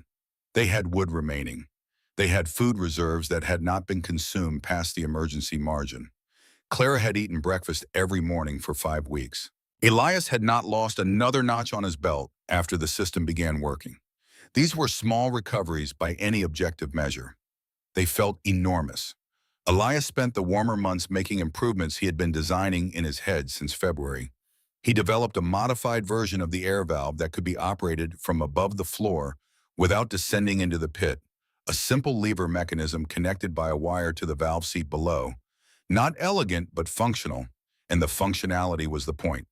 He experimented with variations in the thermal medium composition, testing 3 different sand-to-clay ratios in a small-scale model he built in the yard, measuring how quickly each mixture heated and how long each retained heat after the heat source was removed. He found an optimal range rather than a single optimal formula, which was the more honest and more useful, finding a range within which the system performed consistently, wide enough to accommodate the natural variation in locally available materials. He took notes. For the first time in his adult life, Elias Morrow kept written records of his own work, not the kind of records Clara kept, which were records of what had happened, but records of what he was trying to understand, which was different. He recorded hypotheses that turned out to be wrong with the same thoroughness he applied to hypotheses that turned out to be correct, because Daniel had told him before leaving for Stillwater that the wrong answers were as important as the right ones if you were trying to teach the process rather than just the outcome. He had thought about this for several days before deciding it was true, and then he had restructured his notes accordingly. Clara watched this process with an attention that was not quite the evaluating attention she had applied to the winter's work. That attention had been calibrated for crisis, for the constant assessment of whether the direction being taken was still viable. What she watched now was calmer. She watched her husband in the evenings, bent over his notes by lamplight, working through problems that had no immediate survival stakes. And she recognized what she was seeing, a man doing what he was built to do, not under compulsion, but by inclination, not because failure meant death, but because the work itself had become a form of satisfaction he had not previously had access to. She asked him one evening in June, when the long light was coming through the open window, and the night temperature was mild enough that the window could stay open, why he was still working on something that was already working. He looked up from the notes and then looked at her, and the answer came from a place he had not prepared. The difference between surviving and thriving is what you do after the question of survival stops being the loudest question in the room. She held this for a moment. She thought it was the truest thing he had said in years. She went back to her book and let him work. In July, Roland Bjork reported that Per Osterson's system had been running for 6 weeks since the last cold snap of the season, and that Per had declared it the warmest his cabin had been in 20 winters, which was an old man's rounding up, but was not entirely inaccurate. Per was gardening more than he had gardened in the previous 3 years combined, Roland said, which seemed unrelated until you understood that gardening was what Per did when he believed he had a future worth planting toward. Elias recorded this in his notes not as an engineering data point, but in the margin as a separate category of result, the kind that did not appear in temperature readings or fuel consumption logs, but that was the actual purpose of the whole enterprise. Mabel, in the private arithmetic of that summer, was conducting her own separate project. She had been reading the journals from the beginning, all of them dating back to November, and selecting passages that she judged to be both accurate and sufficiently precise to be useful to someone who had not been present for the events they described. She was not writing a summary, she was writing a record that could stand alone, that would convey to a reader with no prior knowledge of Harrow Flats or the Morrow family what had happened and how and why it had worked. She worked on this through June and into July, revising and condensing, applying the same standards her mother had applied to the household ledger. Nothing included that was not verifiable, nothing excluded that was necessary to the reader's understanding. In late July, she addressed an envelope to a newspaper in St. Paul that published among its regular content a section on agricultural practice and frontier homesteading. She had read several issues of this paper over the previous 2 years, acquired through Roland Bjork, who subscribed and passed his copies along. The section she was addressing was edited by a man whose name appeared at the bottom of occasional longer pieces, and she wrote to him directly explaining that she was 14 years old, which she judged it better to state than to conceal, and that she had documented a heating system developed by her father during the winter of 1887 that had reduced their family's wood consumption by approximately 85%, while maintaining significantly higher interior temperatures, and that she believed the design could be useful to other families in similar circumstances. She enclosed the record she had written 12 pages in her best hand, along with a copy of the primary diagrams annotated in her own words. She sealed the envelope and walked it to the postal exchange in Harrow Flats herself, and came home and told no one what she had done. She recorded it in the journal July 29th, sent the record to St. Paul. I don't know if anything will come of it, but the information exists now in more than one place, which is what information requires in order to survive. No reply arrived in August, none in September. In late October, when the first hard freeze had settled and the buried stove system had been running for 2 weeks with the improved valve and the modified medium composition and a small secondary installation Elias had added in the bedroom that supplemented the main system, a letter arrived from St. Paul. It was not from the editor she had written to.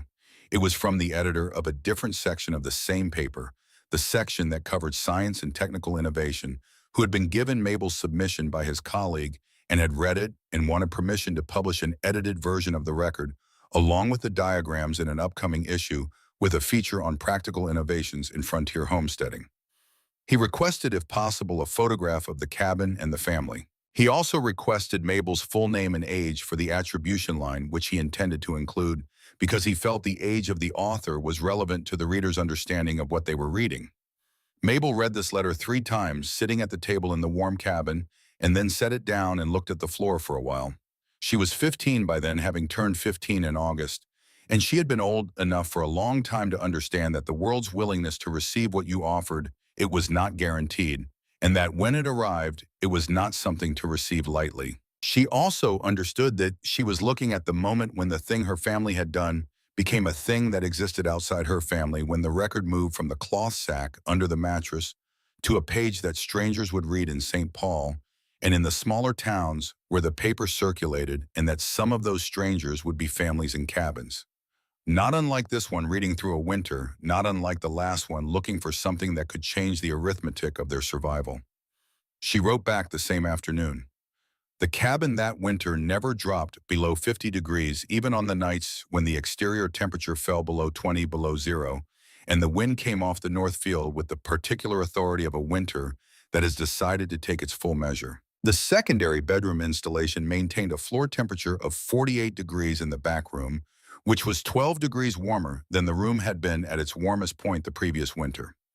Daniel returned from Stillwater in mid-November with a notebook of his own and the vocabulary he had promised to bring back, and he and Elias spent 3 evenings in the first week going through the summer's experimental notes and renaming things accurately, the process Elias had been calling thermal circulation. Daniel could now call convective heat transfer, And the process he had been calling heat spreading through the medium, Daniel could now call radiant conduction, and the precision of the terms did not change what the system did, but it changed what Elias could say about it, which changed who he could explain it to. By December 12, families in the settlement and in the neighboring area had operational buried stove systems. Roland was teaching the stonework technique to 3 men who had never laid stone in their lives.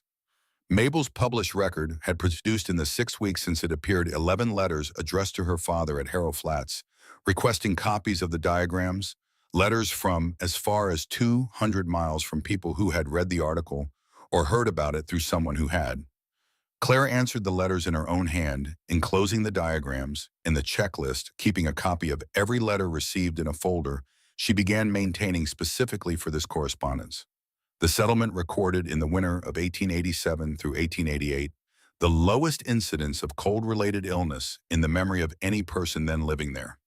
No one made the connection formally or in writing. It was the kind of fact that existed in the space between what people noticed and what they thought to document, and it would take several more years and a county health record and a statistician from Minneapolis reviewing regional mortality data before the connection was formally observed. But informally, in the way that farming communities hold information about their own history, people knew.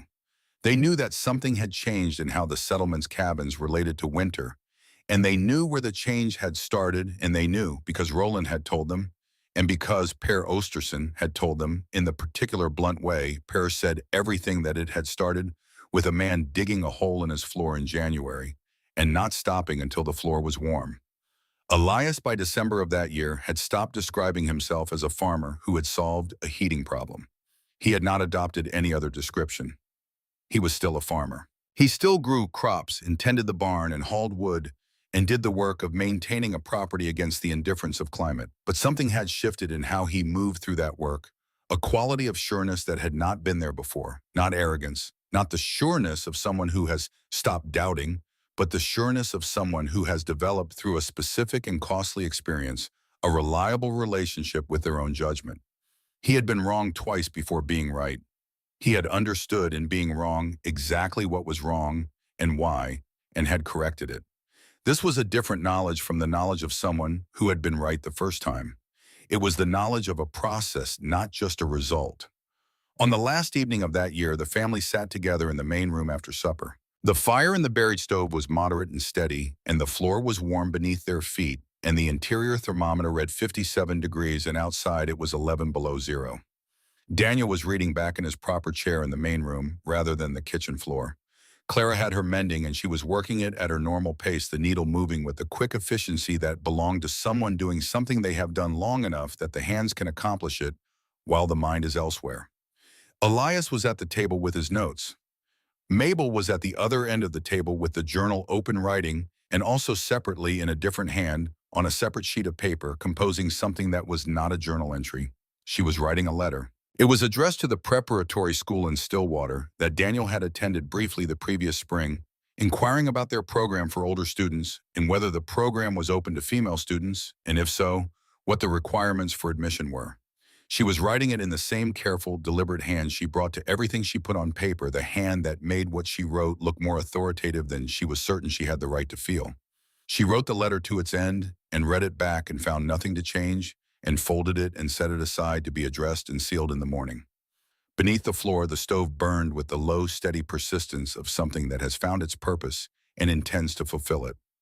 The earth around it held the heat as the earth holds everything entrusted to it, slowly, completely, with a patience that has no relationship to urgency or anxiety or the particular human terror of running out. The warmth rose through the stone and the porous medium and the floorboards and into the room and into the family's feet and hands and bodies, and it was not dramatic in the way that crisis is dramatic or failure is dramatic or the moment of first success had been dramatic. It was ordinary. It was the warmth of a room that has been designed to hold warmth, doing what it was designed to do on an ordinary evening, in an ordinary winter, in a cabin at the edge of a small settlement in Minnesota, where a family sat together after supper, and the floor was warm under their feet, and no one was calculating how much longer the wood would last. Clara set down her mending and looked at the room at her husband's bent head, over the notes at her son's open book at her daughter writing with the focused intensity of someone who has somewhere specific to send what they are writing. And she held this image for a moment in the way that people hold things.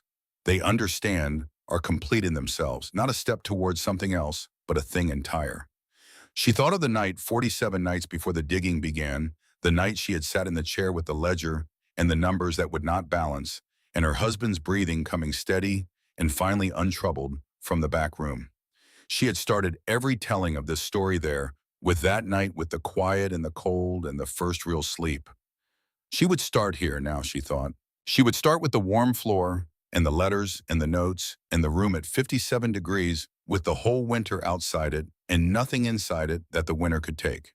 She picked up her mending and kept working, and the needle moved through the cloth with the small, reliable sound of something being mended, and the floor was warm and everyone was home.